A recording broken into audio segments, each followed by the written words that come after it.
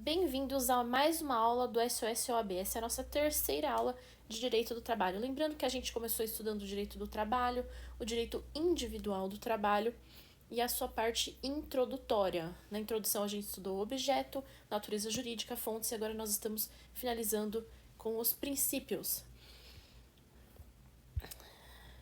No nosso estudo dos princípios, a gente verificou o que são os princípios, quais são as suas funções. E agora a gente está vendo os princípios em espécie. Quais são esses princípios? A gente começou estudando o princípio protetor e as suas regras ou subprincípios.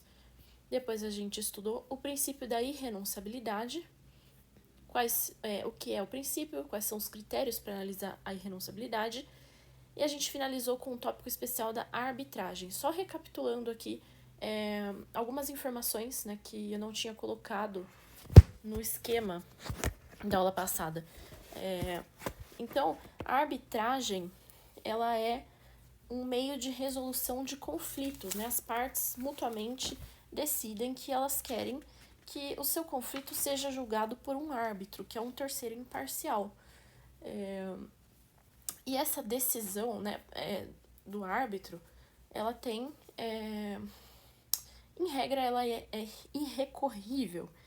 E a arbitragem, né, uma das principais vantagens da arbitragem é que ela é mais célere, pelo menos teoricamente, né, porque ela tem um procedimento mais célere, então isso deve fazer com que essa disputa seja resolvida de forma mais rápida. Como a gente viu, essa arbitragem serve tanto para os conflitos individuais entre empregado e empregador, quanto para os conflitos coletivos, que envolvem empresas, sindicatos, e ela só pode versar sobre os direitos disponíveis. Os direitos indisponíveis não podem ser objeto de arbitragem. A arbitragem, ela pode ser instituída ali no momento de celebração do contrato de trabalho, né, como uma cláusula arbitral.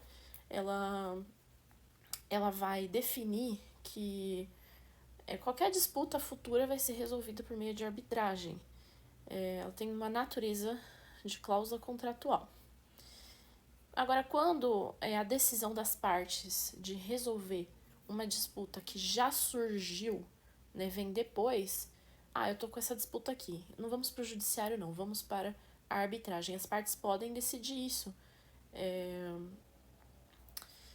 Só que aqui ela vai ter uma característica de contrato, ela é um contrato à parte. Lembrando que a arbitragem ela só cabe nos contratos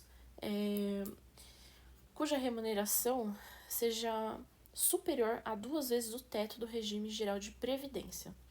Então eu vou colocar aqui também essa limitação que eu não tinha colocado na última aula. Convenção de arbitragem, né? Arbitragem, a gente acrescenta aqui o artigo 507 da CLT. Só recapitulando, esse artigo define que somente os contratos com remuneração superior a 2 vezes o teto da Previdência podem ter arbitragem. Então, com isso, a gente fecha o princípio da irrenunciabilidade e entra no princípio da continuidade da relação de emprego. Bom, no estudo do princípio da continuidade da relação de emprego, a gente começa com o conceito.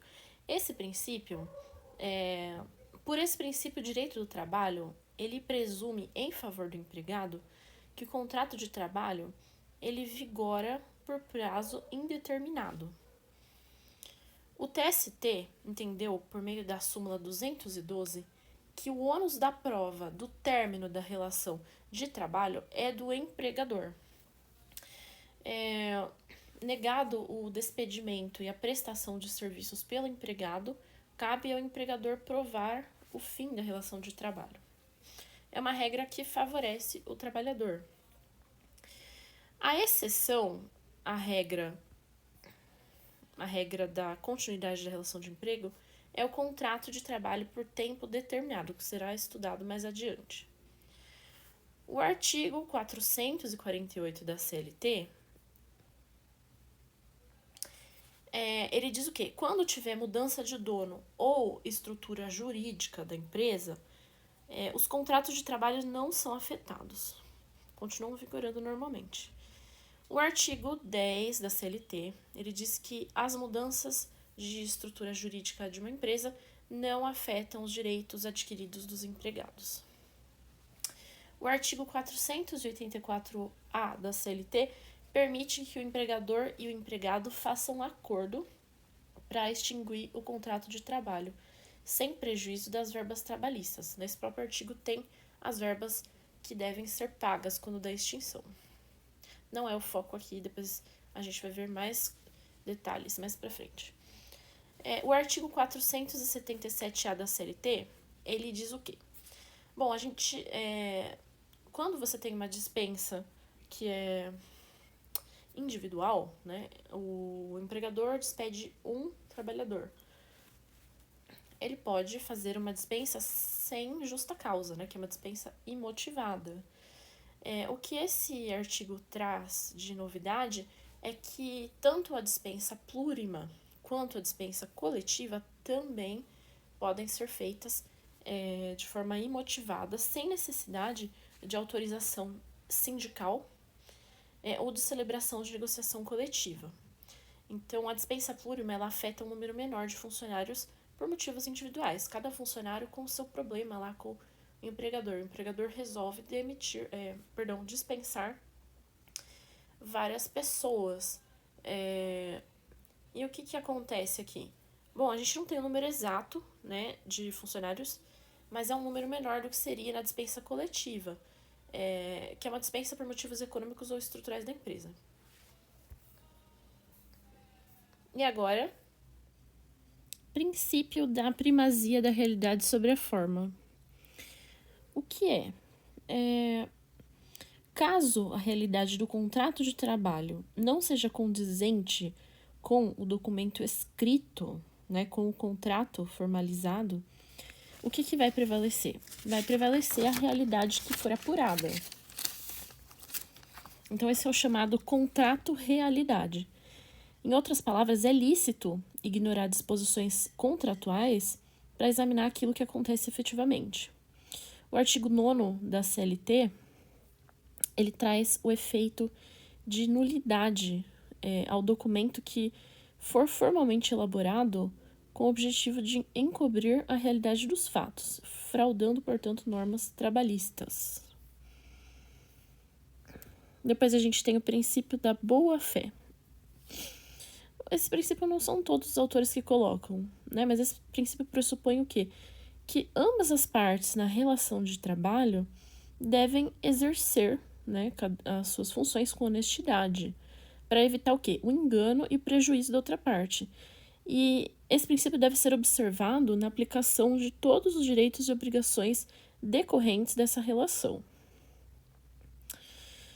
Por último, o princípio da intangibilidade salarial. Ele proíbe que o empregador faça descontos nos salários dos seus empregados. Só que ele traz exceções, que estão no artigo 462 da CLT.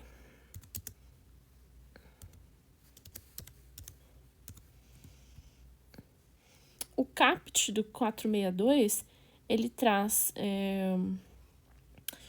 quando os descontos resultam de adiantamento do salário, disposições da lei ou negociações coletivas, aí ok.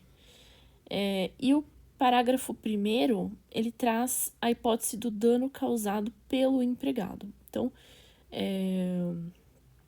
fora essas exceções, não pode fazer desconto no salário do empregado. E assim a gente finaliza o estudo dos princípios. Um detalhe muito importante aqui é que esses princípios eu tirei de livros destinados ao estudo da OAB. Lembrando que este não é um curso de Direito do Trabalho. São aulas voltadas para o exame de ordem. Então, tem vários outros princípios pela doutrina, alguns mais comuns, outros menos, mas esses aqui seriam os principais. Também o princípio da irredutibilidade salarial, que proíbe a redução do salário. Enfim, são vários princípios. Princípios de proteção à mulher, são vários princípios, tá? Aqui o nosso objetivo não é um estudo acadêmico, então, traçados esses contornos, a gente pode passar para os próximos tópicos.